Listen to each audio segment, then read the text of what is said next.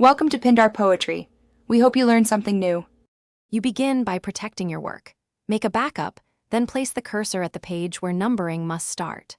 Once done, use Insert Page Number and pick a position that matches your layout. Make sure to choose Format Page Numbers if you need to set Start at to 1 or another value. This ensures the sequence begins exactly where you want. You're acting now to establish the baseline, so the rest of the document can follow a consistent numbering scheme. You'll need to control sections. Enable Show/Hide so you see section breaks, then insert a section break, next page, where numbering behavior should change. Once the new section exists, open the header or footer on that page and click Link to Previous to turn it off. This unlinks numbering from earlier sections.